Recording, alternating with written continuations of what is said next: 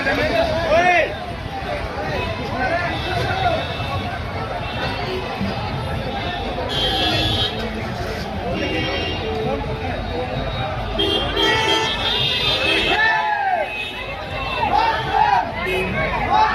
अतिथि भारतीय जनता पार्टी उत्तर प्रदेश के प्रदेश उपाध्यक्ष और नोएडा से बहुत ही लोकप्रिय विधायक माननीय श्री पंकज सिंह जी, हमारे लोकप्रिय सांसद माननीय श्री अतुल गर्ग जी, हमारे नौजवान विधायक और बहुत ही लोकप्रिय आदरणीय श्री अजीत पाल त्यागी जी, हमारे शहर विधायक श्री संजीव शर्मा जी, हमारे महानगर के अध्यक्ष बहुत ही मेहनती अध्यक्ष श्री महेंद्र गोयल जी, चौधरी ब्रजपाल सिंह तेवतिया जी, चौधरी आशु वर्मा जी पूर्व महापौर, हमारे राजेश्वर प्रसाद जी पूर्व डिप्टी मेयर, विजय मोहन जी पूर्व महानगर अध्यक्ष, वरिष्ठ नेता भाई सरदार भाटी जी, पूर्व महानगर अध्यक्ष मास्टर अमरदत्त शर्मा जी, हमारे जीडीए बोर्ड के सदस्य श्रीमान पवन गोयल जी, हमारे खोड़ा के बहुत वरिष्ठ नेता भाई अपने योगेश भाटी जी, अपने पूर्व विधायक आदरणीय सुरेश कश्यप जी, हमारे महानगर के महामंत्री गोपाल जी, सुशील गौतम जी दोनों महामंत्री हैं, और हमारे वरिष्ठ नेता पूर्व महानगर संयोजक आदरणीय सरदार एसपी सिंह जी, मंचासीन सभी अतिथिगण और उपस्थित सभी बहनों भाइयों प्यारे बच्चों, काफी समय आपको प्रतीक्षा करते होगा। मैं समझता हूं कि अब ज्यादा विलंब यहाँ नहीं होना चाहिए। इतना ही कहूंगा कि 150वीं जयंती पर आज पूरा देश सरदार साहब को श्रद्धांजलि अर्पित करने के लिए यूनिटी मार्च कर रहा है। मैं सुबह शामली था, 8 बजे अपार भीड़, यहाँ भी नौजवानों का समूह दिखाई दे रहा है। जो आज जिस भारत सशक्त भारत की हम देख रहे हैं, इसकी नींव रखने वाले अपने भारत रत्न लौह पुरुष वल्लभ भाई पटेल, 562 रियासतों को उन्होंने एक बूंद भी रक्त की गिराए बगैर भारत में विलय करके मजबूत भारत का निर्माण किया।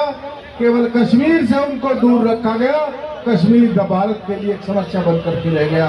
उनकी दूरदर्शिता और उनकी संकल्प शक्ति, उनका जो लौह पुरुष ऐसे ही नहीं कहा जाता। हैदराबाद और जूनागढ़ तिरछी चाल चल रहे, सरदार साहब ने दोनों को भारत में विलय किया और कोई किसी प्रकार का उसके लिए युद्ध झगड़ा नहीं हुआ, और वो कितने अपने कर्तव्यों के प्रति समर्पित थे। बस एक घटना सुना करके अपनी वाणी को विराम दूंगा। सरदार वल्लभ भाई पटेल पेशे से वकील थे। जब वो वकालत करते थे तो एक दिन कोर्ट में बहस कर रहे थे। जब वो बहस कर रहे थे तो उनके मुंशी ने आकर के उनको एक पर्ची दी और उन्होंने वो पर्ची पढ़ी और पढ़ करके जेब में रख दी। अपनी बहस पूरी की और बहस करने के बाद मजिस्ट्रेट से कहा, सर मेरी पत्नी का देहांत हो गया है, इसलिए मुझको जाना पड़ा।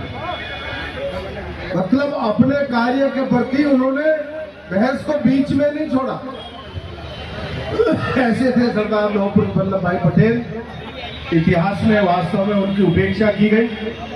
उनको जो सम्मान मिलना चाहिए था वो सम्मान उस समय पर नहीं दिया गया। लेकिन आज विश्व की सबसे विशाल प्रतिमा, सबसे ऊंची प्रतिमा अगर किसी की है तो लौह पुरुष सरदार वल्लभ भाई पटेल की है, आदरणीय नरेंद्र मोदी जी ने। मैं सम्मान जो सरदार साहब को मिलना चाहिए था वो पूरे देश से दिलवाया है। पूरा देश आज उनके सामने नतमस्तक है। मैं इन्हीं शब्दों के साथ अपनी वाणी को विराम दूंगा। बहुत बहुत धन्यवाद। नमस्कार। जय हिंद, जय भारत। भाई मयंक जी हमारे महानगर भारतीय जनता पार्टी के अध्यक्ष है।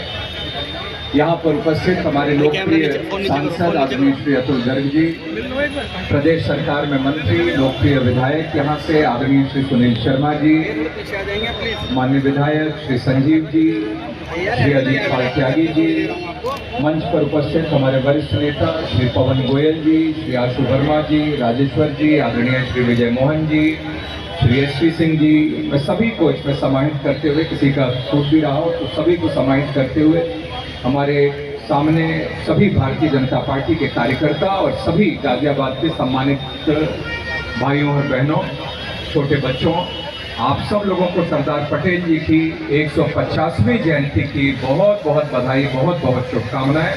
हम सब आज पूरा देश सरदार पटेल जी को याद कर रहा है, उनको श्रद्धा सुमन अर्पित कर रहा है। और सही बात है कि सरदार पटेल जी के बारे में जैसा आदरणीय सुनील शर्मा जी ने सब चीज़ें बताई ना, कि कैसे 550 से भी अधिक रियासतों को भारत को एकीकृत करने के लिए, एक करने के लिए उन्होंने मिलाकर भारत देश का यह भौगोलिक स्वरूप हम सब लोगों के सामने रखा। और उस वक्त वो जानते थे कि अलग अलग अगर ये रियासतें चलती रहीं तो अगल बगल के देश, ये भारत का एक तो ये स्वरूप न होता और भारत इतना मजबूत और सशक्त न होता कि आज हम सब लोग देखते हैं कि भारत के इसी स्वरूप के कारण, भारत के अपने सांस्कृतिक और आध्यात्मिक हमारे जो प्रतीक चिन्ह हैं, उनके कारण आज हमारा भारत पूरे विश्व का नेतृत्व करने के लिए एक बार फिर से नरेंद्र मोदी जी के नेतृत्व में तैयार हुआ है। तो ये भाव, ये सपना, ये कल्पना अगर किसी ने की थी आज़ादी के बाद, तो सरदार पटेल जी ने की थी और उसी को आगे बढ़ाने का काम श्री नरेंद्र मोदी जी ने किया है। सरदार पटेल जी ने उस समय भी, लोग कहते हैं कि जब ये जम्मू कश्मीर में भी 370 जब लगा तो उस समय भी बहुत सारे लोग सरदार पटेल साहब के पास गए और उन्होंने कहा, उनसे कहा कि आपके रहते हुए 370 लग रहा है, ये क्या होगा। लेकिन वहाँ उस समय की तब की राजनीतिक परिस्थितियाँ ऐसी थी, वो 370 वहाँ पर लगा और अपने देश का हिस्सा रहते हुए भी जम्मू और कश्मीर एक अलग रियासत की तरह, एक अलग राज्य की तरह, एक अलग संविधान और विधान लेकर वह चलता रहा। एक विधान और एक निशान का जो नारा हम लोगों ने दिया था, उसको तो अब हम लोगों ने हासिल कर लिया। तो वह कैसे, तो उस समय सरदार पटेल जी ने कहा, उस समय सरदार पटेल साहब ने कहा था कि एक न एक दिन जरूर इस देश में कोई ऐसे राष्ट्रवादियों की सरकार आएगी जो इस 370 को कागज के पन्ने की तरह ये फाड़ कर उस संविधान को हवा में फेंक देगी और अपने इस कश्मीर को भी अपने देश में वैसे ही जैसे बाकी राज्य हैं वैसे ही कश्मीर को मिला देगी। तो वो सरदार पटेल का सपना, उसको भी पूरा करने का काम श्री नरेंद्र मोदी जी ने किया। ऐसे ही महिलाओं के सशक्तिकरण की हम लोग बात करते हैं तो इसकी शुरुआत भी उस समय सरदार पटेल साहब ने 1919 की बात है, जब वहाँ पर उन्होंने नगर पालिकाओं में महिलाएं भी चुनाव लड़ सकती हैं, ये प्रस्ताव उन्होंने पास किया। और आज हम सब लोग देखते हैं कि संसद में भी नारियों के लिए भी, महिलाओं के लिए भी संसद में भी उनकी भूमिका हो, उनका एक आरक्षण हो, यह भी नरेंद्र मोदी जी ने कर दिखाया है। तो सरदार पटेल साहब की जो सोच थी, जो उनका सपना था, उसको साकार करने का काम सही मायने में श्री नरेंद्र मोदी जी ने किया है। और जो सम्मान भी मिलना चाहिए था सरदार पटेल साहब को, वह सही मायने में वह सम्मान इतिहास में उनको नहीं मिल रहा था। लेकिन अब सरदार पटेल जी को वह सम्मान अगर मिला है तो भारतीय जनता पार्टी की सरकार आने के बाद, श्री नरेंद्र मोदी जी को प्रधानमंत्री बनने के बाद हुआ है।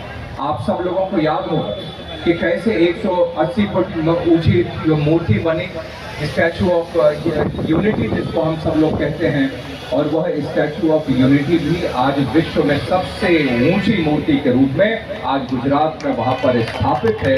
ये नरेंद्र मोदी जी के आने के बाद है। और उस समय का आप लोगों को ध्यान होगा कि कैसे पूरे देश से, एक एक गांव से उस समय अपने लोहे के औजार और लोहे के जो सामान थे वो एक पूरा देश अपनी तरफ से उन्होंने दान किया और तब जाकर उससे statue of unity Sardar Patel साहब की बनकर वो खड़ी हुई। वो अपने आप में हम लोगों को गर्व दिलाता है। और आज वह राष्ट्रीय एकता दिवस के दिन जब हम लोग इसको सरदार पटेल साहब की 150वीं जयंती के रूप में हम लोग मनाते हैं, तो वह सरदार पटेल जी के द्वारा किए गए अपने देश के लिए जो उनका सपना था, जो उनका संघर्ष था, जो उनकी तपस्या थी, त्याग थी, उसको वह समर्पित है। तो ऐसे सरदार पटेल जी के चरणों में नमन करते हुए, मैं उनको प्रणाम करते हुए 150वीं जयंती पर आप सब लोगों को शुभकामनाएं देते हुए यही एक आह्वान करना चाहता हूं, अपील करना चाहता हूं कि हम सब लोग, सब नौजवान या किसी भी उम्र के जो लोग भी हों, एक यह संकल्प करें कि हम सब जो भी हमारा कदम उठेगा वह भारत माता के मस्तक को ऊंचा करने के लिए उठेगा। जो जिस भी दिशा में हम सब लोग चलेंगे वह दिशा में हम सब लोग मिलकर साथ चल के भारत को और मजबूत और सशक्त बनाने के लिए हम लोग काम करेंगे। एक भारत श्रेष्ठ भारत का जो नारा जो नरेंद्र मोदी जी ने दिया है, जिसका आधार सरदार पटेल साहब ने रखा था, एक वैसे भारत का निर्माण करने के लिए हम सब लोग साथ मिलकर काम करेंगे। ये सब हम सब लोगों को संकल्प लेकर आज के दिन आगे बढ़ना चाहिए, यही आप सब लोगों से आग्रह करते हुए सभी बच्चों का बहुत अच्छा परफॉर्मेंस भी यहाँ पर हुआ। मैं देख रहा था कोई सरदार भगत सिंह बनकर, कोई गांधी जी और सरदार वल्लभ भाई पटेल के रूप में और भारत माता के रूप में यहाँ पर मंच पर उन्होंने अपनी तरफ से लोगों को प्रभावित करने के लिए मोटिवेट करने वाला परफॉर्मेंस यहाँ पर दिया है। ऐसे सभी बच्चों को भी बहुत शुभकामनाएं आशीर्वाद देते हुए मैं अपने पार्टी के मयंक जी और सभी उनकी टीम के सभी लोगों के प्रति भी आभार व्यक्त करते हुए अपना निवेदन मैं समाप्त करता हूँ। बहुत बहुत धन्यवाद। और हमारे युवा मोर्चा के